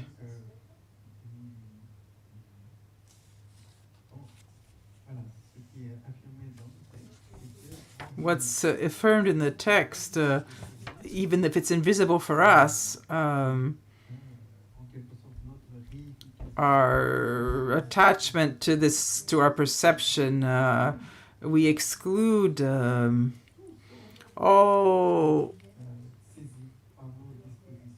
we exclude everything that we don't perceive. But in reality, it's the dimension of the ultimate. In Dharmadhatu, there is neither big nor small, no atom, nor universe. So what appears as an atom can contain an infinite number of universes, an infinite number of atoms, and on an infinite number of universes on these atoms. It's unlimited. It's inexpressible of the inexpressible.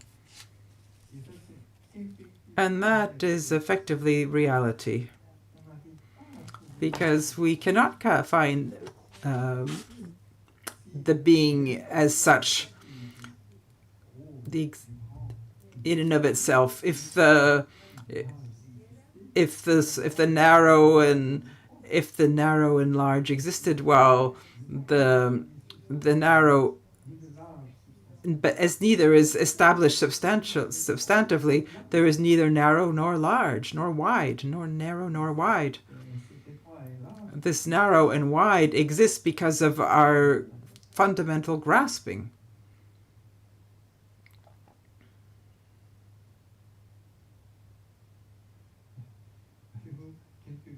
Are there questions on this subject?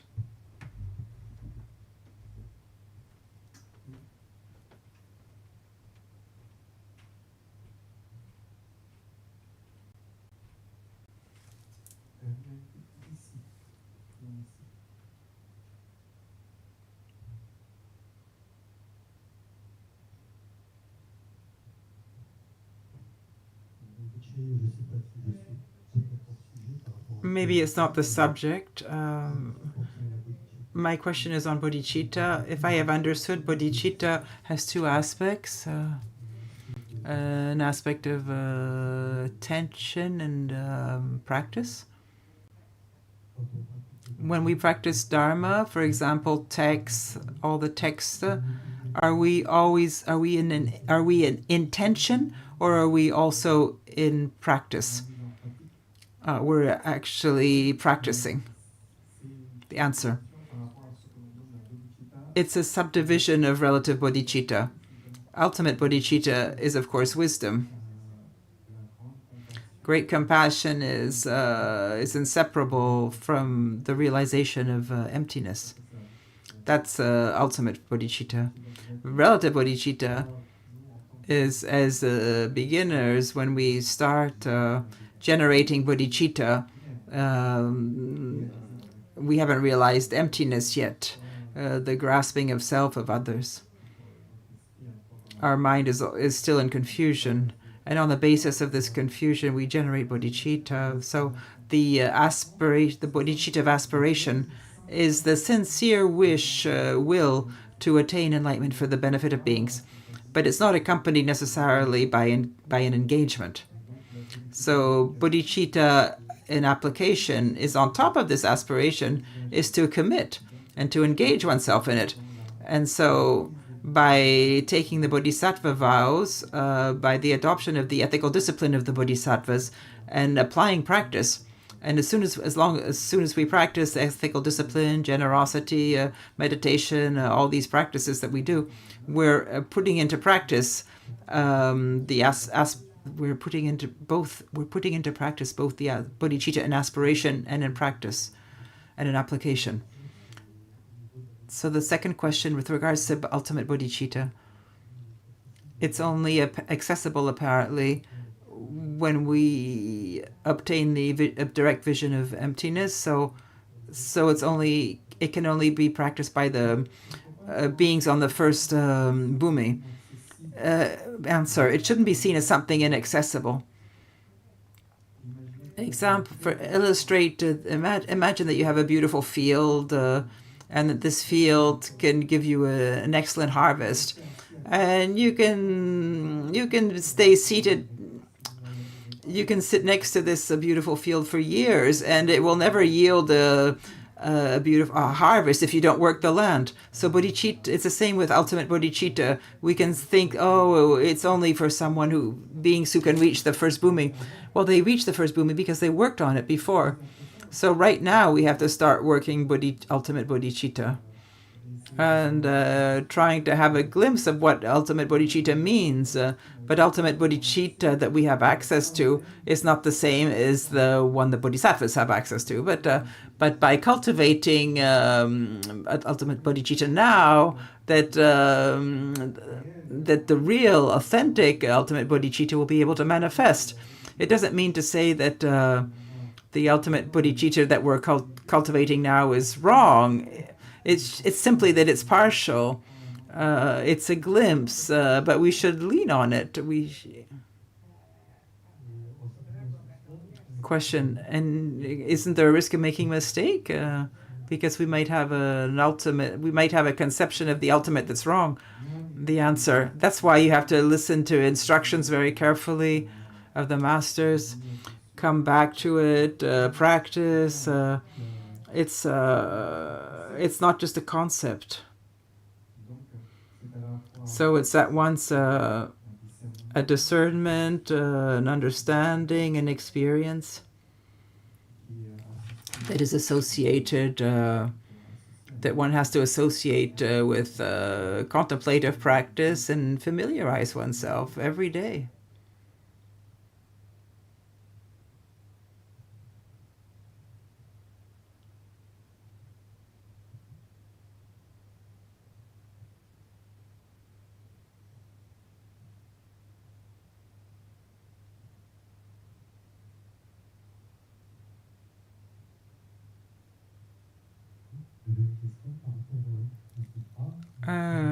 Question on the Sutra of Entry into the Absolute Dimension. The prayer that we're reciting, it was transmitted to Sudana. I was wondering, how is it possible that we're in contact with it when Sudana had to go through innumerable steps? Well, answer: through the goodness of the bodhisattvas who made these texts accessible.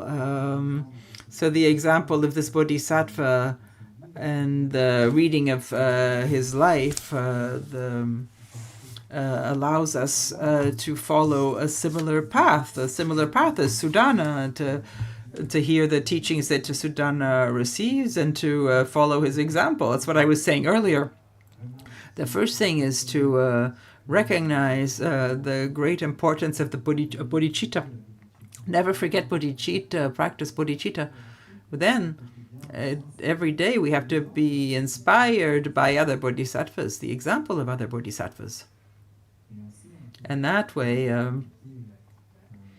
we can practice more effectively.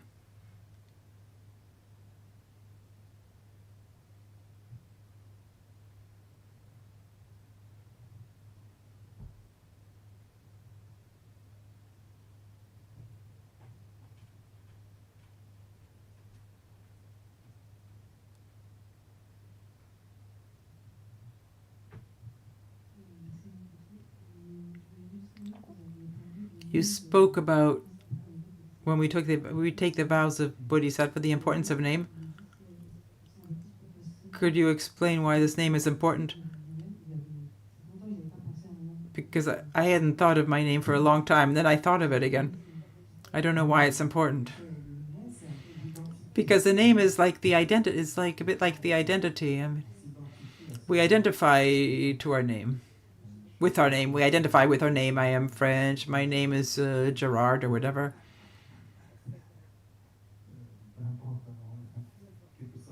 Whatever the name. We identify with our name. In France, for example, we have the custom of, changing names mainly for women to change names when she marries, and this reflects a change in condition. So when we change names, when we take refuge, and when we take the bodhisattva vows, or when we receive the monk's ordination, when we receive a name, and this name reflects our change in condition. Like in France, when one marries, we change names. I'm not quite the same person as I was before. I am another person. I identify with this name. So what does the name say? Well, the name generally expresses the qualities of the bodhisattva. And so invites us to express the qualities of the name, which are the qualities of bodhisattvas. So it's the idea of identifying. We have this habit of identifying ourselves. Even ultimately, there's no identity, but relative level, as we have this habit of identifying by, in a way, changing this identification. We take this new identity for ourselves. It's not to impose them on others. It's not, oh, call me such and such. The people can refer to you as they always do, but it's for you to continuously remember your commitment, that you identify with this engagement, with this commitment. It's who you are now. You are an aspiring Buddha practitioner. You are aspiring to the path of the bodhisattvas. The proof is that I've received this name.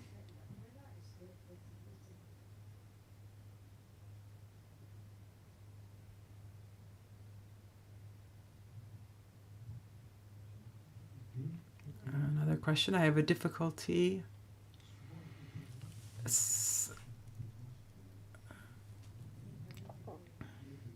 Sometimes we say, oh, it's ultimate because it's not for right now.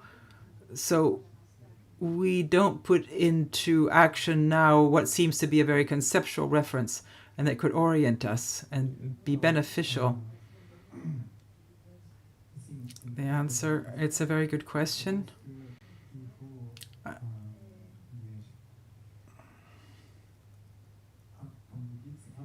as you say, it's important not to think, oh, it's ultimate.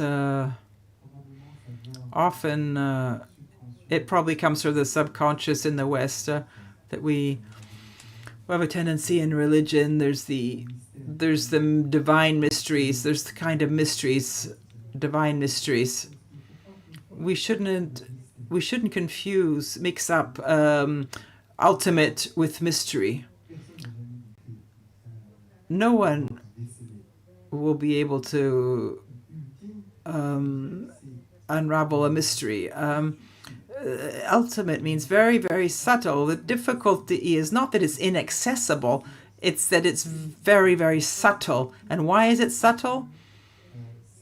It's beyond a simple thought. For example, you might think God, the term emptiness, but when you think something, we associate a label, a conventional label, to a concept, to an idea. But it's, of course, it's very useful to find things, to do things, to communicate.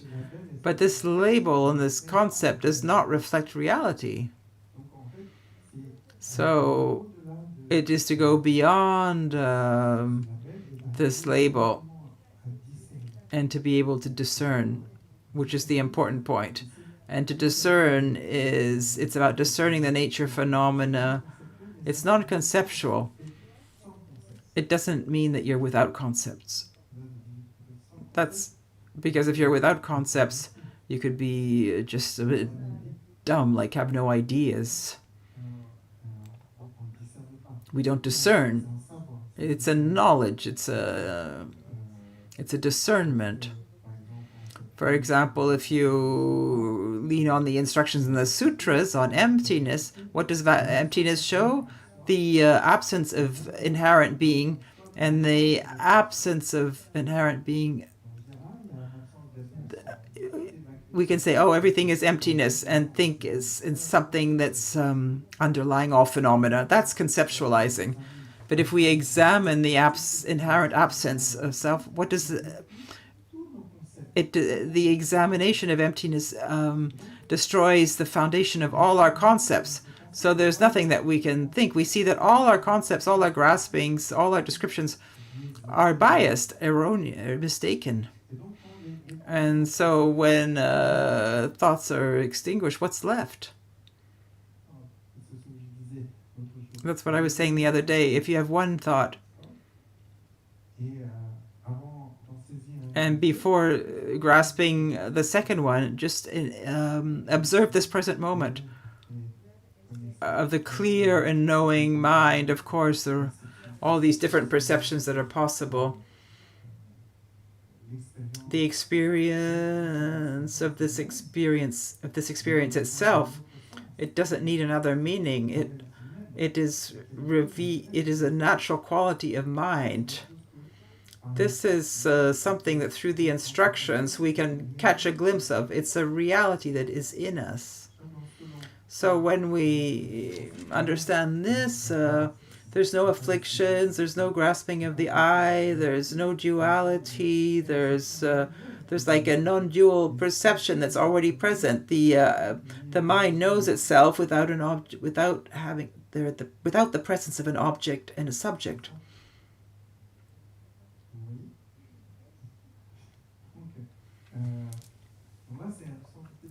So it's a small glimpse of what emptiness is, what the nature of mind is.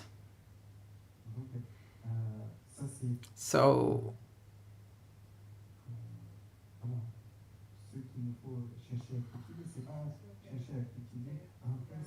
it's not cultivating a concept or emptiness. This is labels. The more we become familiar with this quality of mind that's naturally free of grasping the self, of afflictions, and at the same time, by the fact that we've examined, analyzed, and we've understood emptiness, we know right away we're able to put our finger on all our fictions. We don't take them as It's the same with our feelings, with pain, with pleasure, with what we call the mind itself. Nothing is inherently an inherent existence. If we find, oh, I found something that I can grasp, we're no longer in a description of reality. So as we're no longer in the nature of reality. We're in a description of it. It's a concept. We have to take Dharma very seriously. It's the best way to succeed one's life, one's death, one's future life, one's self, to benefit for self and others. There can't be a more important project. But for that, you have to really take it seriously and think about it every day, and ask questions to teachers. Bring things back to your experience. It's not. You shouldn't go into some kind of a representation of concepts, but at the same time, some say, "Oh, you shouldn't have concepts, so I shouldn't have any thoughts." That's not true. Of course, don't fool yourself don't let thoughts fool you. Meditation on emptiness is not trying to stop thoughts, to be in a sort of non-thinking, non-thought state. That's not that. It's discernment. It's not to let oneself be taken over by thoughts and concepts. It's to see their limit.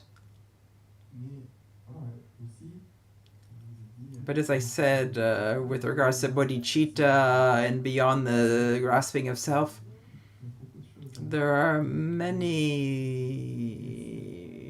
things to gradually clarify. But you're right, we shouldn't put it off till tomorrow or to another day by the grace of I don't know who. Nobody else will do it for you. This discernment, you're the one who has to acquire it.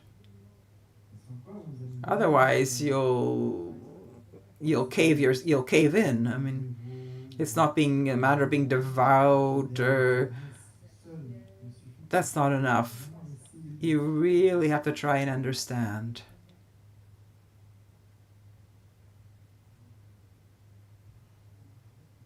In parallel to this, another question is, how do we identify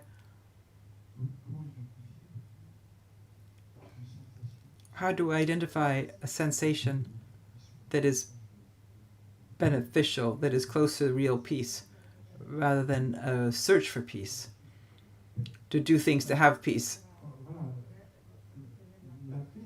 Well, answer, peace is not something that has to be created. It's naturally, spontaneously present.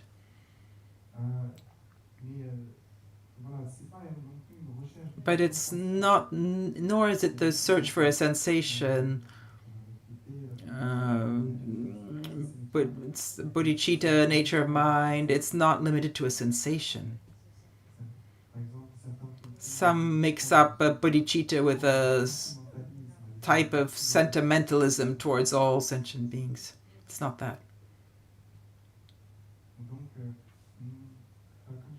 So, as I said, I repeat it again for the third time.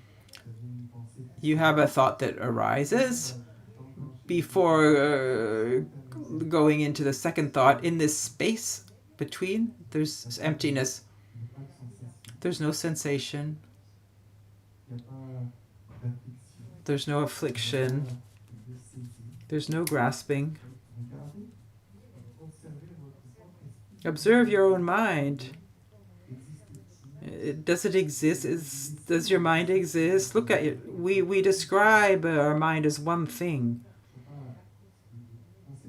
We shouldn't conceptualize it. Just observe. Okay. Thank you very much. We'll see each other a bit earlier this afternoon at 2:30 p.m. French time. And we will end a little earlier because I have a journey ahead, so we will finish at 3:45 this afternoon. Tamche Siba Nye Toni Nyebe Janam Pamche Ni Chega Nache Balap Truba Ye Sibe Soleon Jowan Jowa Sho.